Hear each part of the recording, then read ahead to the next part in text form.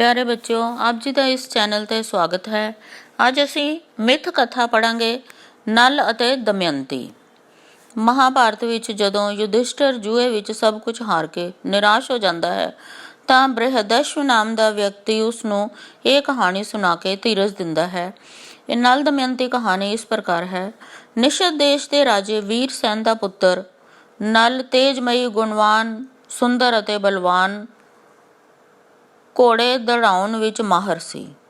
ਇਸੇ ਤਰ੍ਹਾਂ ਦੂਜੇ ਪਾਸੇ ਵਿਦਰਭ ਦੇਸ਼ ਦੇ ਰਾਜੇ ਭੀਮ ਦੀ ਰਾਜਕੁਮਾਰੀ ਦਮਯੰਤੀ ਰੂਪਮਤੀ, ਬੁੱਧੀਮਾਨ ਹੋਣ ਦੇ ਨਾਲ ਨਾਲ ਹੋਰ ਸਾਰੇ ਗੁਣਾਂ ਦੀ ਵੀ ਮਾਲਕ ਸੀ।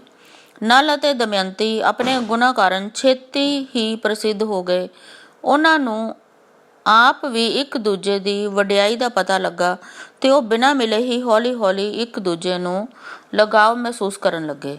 ਦਮਯੰਤੀ ਦੇ ਜਵਾਨ ਹੋਣ ਤੇ ਉਸ ਦੇ ਪਿਤਾ ਨੇ ਉਸ ਦਾ ਵਿਆਹ ਕਰਨ ਲਈ ਇੱਕ ਸਵੰਬਰ ਰਚਾਇਆ। ਦਮਯੰਤੀ ਨਾਲ ਵਿਆਹ ਦੀ ਇੱਛਾ ਨਾਲ ਦੂਰੋਂ ਦੂਰੋਂ ਰਾਜੇ, ਰਾਜਕੁਮਾਰ ਅਤੇ ਰਾਜਿਆਂ ਦਾ ਰੂਪ ਧਾਰ ਕੇ ਦੇਵਤੇ ਵੀ ਪਹੁੰਚੇ। ਦਮਯੰਤੀ ਮਨ ਵਿੱਚ ਨਲ ਨੂੰ ਆਪਣੇ ਪਤੀ ਵਜੋਂ ਸਵੀਕਾਰ ਕਰ ਚੁੱਕੀ ਸੀ। ਅਚੰਭਾ ਇਹ ਹੋਇਆ ਕਿ ਜਦੋਂ ਸਵੰਬਰ ਸਮੇਂ ਉਹ ਰਾਜੇ ਨਲ ਨੂੰ ਪਛਾਣਨ ਦੀ ਕੋਸ਼ਿਸ਼ ਕਰਨ ਲੱਗੀ ਤਾਂ ਉਸ ਨੂੰ ਇੱਕ ਨਹੀਂ ਕਈ ਨਲ ਰਾਜੇ ਉੱਥੇ ਬੈਠੇ ਵਿਖਾਈ ਦਿੱਤੇ, ਪਰ ਉਸ ਨੇ ਇਕਾਗਰਚਿਤ ਹੋ ਕੇ ਅਸਲੀ ਨਲ ਨੂੰ ਲੱਭ ਲਿਆ, ਕਿਉਂਕਿ ਦੇਵਤਿਆਂ ਦੇ ਸਰੀਰ ਉੱਤੇ ਮੁੜਕੇ ਦੀਆਂ ਬੂੰਦਾਂ ਨਹੀਂ ਸਨ। ਨਾ ਉਹ ਪਲਕਾਂ ਝਪਕ ਰਹੇ ਸਨ ਤੇ ਨਾ ਹੀ ਉਹਨਾਂ ਦੇ ਪੈਰ ਧਰਤੀ ਨੂੰ ਛੂੰਹਦੇ ਸਨ। ਉਹਨਾਂ ਦਾ ਕੋਈ ਪਰਛਾਵਾਂ ਵੀ ਨਹੀਂ ਸੀ। ਦਮਯੰਤੀ ਨੇ ਵਰਮਾਲਾ ਨਲ ਦੇ ਗਲ ਵਿੱਚ ਪਾ ਦਿੱਤੀ। ਸਾਰਿਆਂ ਨੇ ਖੁਸ਼ੀ ਦਾ ਪ੍ਰਗਟਾਓ ਕੀਤਾ। ਦੇਵਤਿਆਂ ਨੇ ਵੀ ਉਸ ਨੂੰ ਆਸ਼ੀਰਵਾਦ ਦਿੱਤਾ। ਨਲ ਅਤੇ ਦਮਯੰਤੀ ਦੋਵੇਂ ਖੁਸ਼ੀ-ਖੁਸ਼ੀ ਰਹਿਣ ਲੱਗ ਪਏ। ਉਹਨਾਂ ਦੇ ਘਰ ਇੱਕ ਲੜਕੇ ਅਤੇ ਇੱਕ ਲੜਕੀ ਨੇ ਜਨਮ ਲਿਆ। ਇਸ ਦੌਰਾਨ ਕਲਯੁਗ ਤੋਂ ਉਹਨਾਂ ਦੀ ਖੁਸ਼ੀ ਬਰਦਾਸ਼ਤ ਨਾ ਹੋਈ। ਉਸ ਨੇ ਰੰਗ ਵਿੱਚ ਭੰਗ ਪਾਉਣ ਲਈ ਨਲ ਦੇ ਅੰਦਰ ਨਿਵਾਸ ਕਰਨ ਤੇ ਉਸ ਨੂੰ ਰਾਜ ਭਾਗ ਤੋਂ ਵਾਂਝਾ ਕਰਨ ਦੀ ਸੋਚੀ ਤਾਂ ਜੋ ਦਮਯੰਤੀ ਉਸ ਨੂੰ ਪਿਆਰ ਨਾ ਕਰੇ। ਸਮਾਂ ਪਾ ਕੇ ਰਾਜੇ ਨਲ ਦੇ ਸਿਰ ਜੂਆ ਖੇਡਣ ਦਾ ਭੂਤ ਸਵਾਰ ਹੋ ਗਿਆ ਤੇ ਉਹ ਆਪਣੇ ਛੋਟੇ ਭਰਾ ਪੁਸ਼ਕਰ ਨਾਲ ਜੂਆ ਖੇਡਣ ਲੱਗ ਪਿਆ। ਕਲਯੁਗ ਦੇ ਪ੍ਰਭਾਵ ਕਾਰਨ ਜੂਏ ਵਿੱਚ ਹਾਰਦਾ ਤੇ ਪੁਸ਼ਕਰ ਜਿੱਤਦਾ ਚਲਾ ਗਿਆ।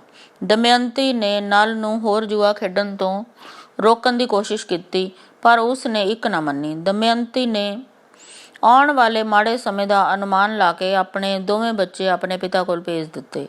ਨਲ ਆਪਣਾ ਸਭ ਕੁਝ ਜੂਏ ਵਿੱਚ ਹਾਰ ਚੁੱਕਾ ਸੀ। ਬਸ ਉਹ ਆਪ ਸੀ ਕਿ ਇੱਕ ਦਮਯੰਤੀ ਸੀ। ਦੋਹਾਂ ਕੋਲ ਇੱਕ ਇੱਕ ਵਸਤਰ ਸੀ। ਪੁਸ਼ਕਰ ਨੇ ਨਲ ਦਾ ਰਾਜ ਜਿੱਤ ਕੇ ਪ੍ਰਜਾ ਨੂੰ ਹੁਕਮ ਦਿੱਤਾ ਕਿ ਨਲ ਅਤੇ ਦਮਯੰਤੀ ਦੀ ਕੋਈ ਬੰਦਾ ਸਹਾਇਤਾ ਨਾ ਕਰੇ ਤੇ ਨਾ ਹੀ ਉਹਨਾਂ ਨੂੰ ਕੋਈ ਅੰਨ ਪਾਣੀ ਦੇਵੇ। ਨਲ ਆਪਣਾ ਰਾਜ ਛੱਡ ਕੇ ਜੰਗਲ ਵੱਲ ਜਾਣ ਲੱਗਾ ਤਾਂ ਦਮਯੰਤੀ ਵੀ ਉਸ ਨਾਲ ਤੁਰ ਪਈ। ਨਲ ਨੇ ਉਸ ਨੂੰ ਜੰਗਲ ਦੇ ਦੁੱਖ ਦੱਸ ਕੇ ਆਪਣੇ ਪਿਤਾ ਕੋਲ ਜਾਣ ਦੀ ਸਲਾਹ ਦਿੱਤੀ, ਪਰ ਦਮਯੰਤੀ ਨੇ ਕਿਹਾ ਕਿ ਉਹਨਾਂ ਦੋਹਾਂ ਨੇ ਵਿਆਹ ਸਮੇਂ ਦੁੱਖ ਸੁੱਖ ਵਿੱਚ ਇਕੱਠੇ ਰਹਿਣ ਦਾ ਪ੍ਰਣ ਕੀਤਾ ਸੀ, ਇਸ ਲਈ ਉਹ ਨਾਲ ਹੀ ਜਾਵੇਗੀ। ਨਲ ਅਤੇ ਦਮਯੰਤੀ ਕਈ ਦਿਨਾਂ ਦੀ ਭੁੱਖ ਤੇ ਸਫ਼ਰ ਦੀ ਥਕਾਵਟ ਕਰਕੇ ਹਾਲੋਂ ਬੇਹਾਲ ਹੋ ਗਏ ਸਨ। ਇੱਕ ਸ਼ਾਮ ਉਹ ਇੱਕ ਧਰਮਸ਼ਾਲਾ ਦੇ ਨੇੜੇ ਠਹਿਰੇ ਹੋਏ ਸਨ ਤੇ ਥਕਾਵਟ ਕਾਰਨ ਦਮਯੰਤੀ ਘੂਕ ਸੌਂ ਗਈ, ਪਰ ਰਾਜਾ ਨਲ ਚਿੰਤਾ ਕਾਰਨ ਜਾਗ ਰਿਹਾ ਸੀ। ਉਹ ਸੋਚਣ ਲੱਗਾ ਕਿ ਉਸ ਨਾਲ ਰਹਿਣ ਕਰਕੇ ਦਮਯੰਤੀ ਨੂੰ ਪਤਾ ਨਹੀਂ ਹੋਰ ਕਿਹੜੇ-ਕਿਹੜੇ ਦੁੱਖ ਝੱਲਣੇ ਪੈਣਗੇ, ਪਰ ਨਾਲ ਹੀ ਉਸ ਦੇ ਮਨ ਵਿੱਚ ਵਿਚਾਰ ਆਇਆ ਕਿ ਜੇ ਦਮਯੰਤੀ ਨੂੰ ਸੁੱਤਿਆਂ ਛੱਡ ਗਿਆ ਤਾਂ ਉਹ ਉਸ ਨੂੰ ਬੇਵਫਾ ਸਮਝੇਗੀ। ਕਾਫੀ ਉਧੇੜ ਬੁਣ ਮਗਰੋਂ ਉਸ ਨੇ ਦਮਯੰਤੀ ਨੂੰ ਸੁੱਤਿਆਂ ਛੱਡ ਕੇ ਜਾਣਾ ਬਿਹਤਰ ਸਮਝਿਆ। ਸਵੇਰ ਹੋਣ ਤੋਂ ਜਦੋਂ ਦਮਯੰਤੀ ਦੀ ਅੱਖ ਖੁੱਲ੍ਹੀ ਤਾਂ ਆਪਣੇ ਕੋਲ ਰਾਜਾ ਨਲ ਨੂੰ ਨਾ ਵੇਖ ਕੇ ਉਸ ਦੇ ਮਨ ਨੂੰ ਬਹੁਤ ਦੁੱਖ ਪੁੱਜਾ।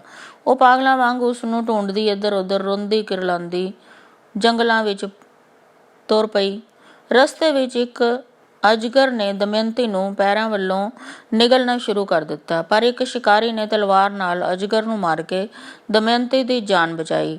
ਪਰ ਨਾਲ ਹੀ ਉਹ ਸ਼ਿਕਾਰੀ ਦੇ ਮਨ ਵਿੱਚ ਦਮਯੰਤੀ ਪ੍ਰਤੀ ਮੰਦ ਭਾਵਨਾ ਪੈਦਾ ਹੋ ਗਈ।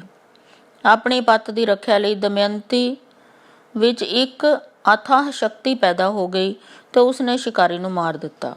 ਰਾਜੇ ਨਲ ਦੀ ਭਾਲ ਵਿੱਚ ਦਮਯੰਤੀ ਵਿਲਕਦੀ ਕੁਰਲਾਉਂਦੀ ਜੰਗਲ ਵਿੱਚ ਭਟਕਦੀ ਰਹੀ, ਪਰ ਜੰਗਲ ਦੇ ਬਿਰਛਾਂ ਬੂਟਿਆਂ ਤੇ ਪਰਬਤਾਂ ਤੋਂ ਪੁਕਾਰ ਕੇ ਰਾਜੇ ਨਲ ਬਾਰੇ ਪੁੱਛਦੀ ਰਹੀ। ਜੰਗਲ ਵਿੱਚ ਮਿਲੇ ਰਿਸ਼ੀਆਂ ਨੇ ਉਸਨੂੰ ਧੀਰਜ ਦੇਣ ਦੀ ਕੋਸ਼ਿਸ਼ ਕੀਤੀ, ਪਰ ਫਿਰ ਵੀ ਇੱਕ ਕਾਫਲੇ ਨਾਲ ਉਹ ਚੈਦੀ ਰਾਜ ਦੀ ਰਾਜਧਾਨੀ ਪਹੁੰਚ ਗਈ। ਇੱਥੋਂ ਦੀ ਰਾਜਮਾਤਾ ਦਮਯੰਤੀ ਦੀ ਮਾਸੀ ਸੀ। ਉਸਨੇ ਦਮਯੰਤੀ ਨੂੰ ਪਿਆਰ ਨਾਲ ਆਪਣੇ ਕੋਲ ਰੱਖਿਆ। ਕੁਝ ਦਿਨਾਂ ਪਿੱਛੋਂ ਰਾਜਮਾਤਾ ਨੇ ਦਮਯੰਤੀ ਨੂੰ ਉਸਦੇ ਪਿਤਾ ਕੋਲ ਭੇਜ ਦਿੱਤਾ। ਦਮਯੰਤੀ ਦੇ ਪਿਤਾ ਨੇ ਆਪਣੇ ਰਾਜ ਦਰਬਾਰ ਦੇ ਬ੍ਰਾਹਮਣ ਰਾਜੇ ਨਾਲ ਗੱਲ ਕਰਕੇ ਨਲ ਦੀ ਭਾਲ ਵਿੱਚ 4 ਚੁਫੇਰੇ ਲੋਕ ਤੋਰ ਦਿੱਤੇ।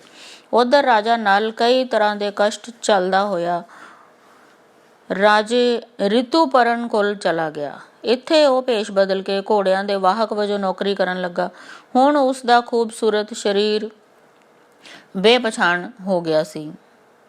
ਇਸ ਦੌਰਾਨ ਰਾਜੇ ਭੀਮ ਦਾ ਇੱਕ ਬ੍ਰਾਹਮਣ ਰਾਜੇ ਰਿਤੂਪਰਨ ਕੋਲ ਪਹੁੰਚਾ। ਰਾਜੇ ਨਲ ਨਾਲ ਗੱਲਬਾਤ ਕਰਦਿਆਂ ਬ੍ਰਾਹਮਣ ਨੂੰ ਸ਼ੱਕ ਪੈ ਗਿਆ। ਉਸਨੇ ਵਾਪਸ ਜਾ ਕੇ ਉਹਨਾਂ ਦਾ ਹੁਲੀਆ ਦਮਯੰਤੀ ਨੂੰ ਦੱਸਿਆ। ਦਮਯੰਤੀ ਨੇ ਰਾਜਾ ਨਲ ਨੂੰ ਮੁੜ ਮਿਲਣ ਲਈ ਅਤੇ ਉਸ ਦੇ ਰਾਜਾ ਨਲ ਹੋਣ ਬਾਰੇ ਪੂਰੀ ਤਸੱਲੀ ਕਰਨ ਲਈ ਸਵੰਬਰ ਦਾ ਐਲਾਨ ਕੀਤਾ। ਇਸ ਸਵੰਬਰ ਵਿੱਚ ਪਹੁੰਚਣ ਲਈ ਕੇਵਲ 1 ਦਿਨ ਹੀ ਰੱਖਿਆ ਗਿਆ ਸੀ ਤੇ ਨਾਲ ਹੀ ਉਸ ਨੇ ਸਵੰਬਰ ਦਾ ਸੁਨੇਹਾ ਕੇਵਲ ਰਾਜਾ ਰਿਤੂਪਰਨ ਨੂੰ ਹੀ ਭੇਜਿਆ। ਰਿਤੂਪਰਨ ਸਵੰਬਰ ਵਿੱਚ ਪਹੁੰਚਣ ਲਈ ਕੇਵਲ 1 ਦਿਨ ਦੇ ਸਮੇਂ ਬਾਰੇ ਜਾਣ ਕੇ ਹੈਰਾਨ ਹੋਇਆ। ਰਾਜੇ ਨਲ ਨੇ ਰਿਤੂਪਰਨ ਨੂੰ ਕਿਹਾ ਕਿ ਉਸ ਨੂੰ ਸਵੰਬਰ ਵਿੱਚ ਸਮੇਂ ਸਿਰ ਪਹੁੰਚਾ ਦੇਵੇਗਾ। ਅਸਲ ਵਿੱਚ ਦਮਯੰਤੀ ਨੇ ਇਹ ਸਵੰਬਰ ਰਾਜਾ ਨਲ ਦੀ ਪਛਾਣ ਕਰਨ ਲਈ ਹੀ ਰੱਖਿਆ ਸੀ। ਉਸਨੂੰ ਪਤਾ ਸੀ ਕਿ ਰਾਜਾ ਨਲ ਹੀ ਇੰਨੇ ਥੋੜੇ ਸਮੇਂ ਵਿੱਚ ਘੋੜੇ ਨੂੰ ਇੰਨੀ ਦੂਰ ਭਜਾ ਕੇ ਲਿਆ ਸਕਦਾ ਹੈ। ਜਦੋਂ ਰਿਤੂਪਰਨ ਨੇ ਨਲ ਨੂੰ ਬਹੁਤ ਤੇਜ਼ੀ ਨਾਲ ਘੋੜਾ ਦੌੜਾਉਣ ਦੇ ਵੇਖਿਆ ਤਾਂ ਉਸ ਨੇ ਨਲ ਨੂੰ ਕਿਹਾ ਕਿ ਉਹ ਘੋੜੇ ਦੌੜਾਉਣ ਦੀ ਕਲਾ ਉਸਨੂੰ ਵੀ ਸਿਖਾਵੇ ਤੇ ਬਦਲੇ ਵਿੱਚ ਉਸ ਨੂੰ ਜੂਆ ਖੇਡਣ ਦੀ ਕਲਾ ਸਿਖਾਵੇਗਾ। ਉਸ ਨੇ ਰਾਜਾ ਨਲ ਨੂੰ ਜੂਏ ਦੇ ਗੁਰ ਦੱਸੇ ਅਤੇ ਨਲ ਨੇ ਉਸਨੂੰ ਘੋੜੇ ਦੌੜਾਉਣ ਦਾ ਭੇਦ ਦੱਸਿਆ। ਅੰਤ ਰਿਤੂਪਰਨ ਅਤੇ ਘੋੜੇ ਦੇ ਵਾਹਕ ਦੇ ਰੂਪ ਵਿੱਚ ਰਾਜਾ ਨਲ ਸਮੇਂ ਸਿਰ ਰਾਜੇ ਭੀਮ ਦੀ ਨਗਰੀ ਪੁੱਜੇ। ਉੱਥੇ ਰਾਜੇ ਨਲ ਨੂੰ ਕੋਈ ਪਛਾਣ ਨਾ ਸਕਿਆ। ਦਮਯੰਤੀ ਨੇ ਇੱਕ ਦਾਸੀ ਰਾਹੀਂ ਰਾਜੇ ਨਲ ਨਾਲ ਸੰਪਰਕ ਕੀਤਾ। ਉਹ ਦਮਯੰਤੀ ਦੇ ਸਵੰਬਰ ਰਚਨ ਤੇ ਬੜਾ ਦੁਖੀ ਸੀ, ਪਰ ਜਦੋਂ ਉਸਨੂੰ ਪਤਾ ਲੱਗਾ ਕਿ ਦਮਯੰਤੀ ਨੇ ਸਾਰੀ ਯੋਜਨਾ ਉਸਨੂੰ ਲੱਭਣ ਲਈ ਬਣਾਈ ਸੀ ਤਾਂ ਉਸ ਦੇ ਸਾਰੇ ਸ਼ੰਕੇ ਦੂਰ ਹੋ ਗਏ। ਰਾਜਾ ਨਲ ਦੇ ਦਮਯੰਤੀ ਅਤੇ ਬੱਚਿਆਂ ਨੂੰ ਮਿਲ ਪੈਣ ਤੇ ਸਾਰੇ ਬੜੇ ਖੁਸ਼ ਹੋਏ। ਕੁਝ ਸਮੇਂ ਪਿੱਛੋਂ ਰਾਜੇ ਨਲ ਨੇ ਆਪਣੇ ਭਰਾ ਪੁਸ਼ਕਰ ਕੋਲ ਜਾ ਕੇ ਉਸ ਨੂੰ ਮੁੜ ਜੂਆ ਖੇਡਣ ਲਈ ਵੰਗਾਰਿਆ।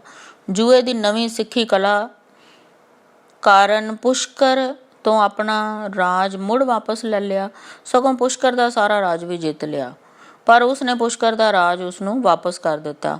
ਇਸ ਪਿੱਛੋਂ ਉਹ ਸਾਰੇ ਖੁਸ਼ੀ-ਖੁਸ਼ੀ ਰਹਿਣ ਲੱਗ ਪਏ। ਦਮਯੰਤੀ ਤੇ ਨਲ ਦਾ ਪਿਆਰ ਹੋਰ ਵੀ ਵੱਧ ਗਿਆ। ਧੰਨਵਾਦ ਬੱਚਿਓ।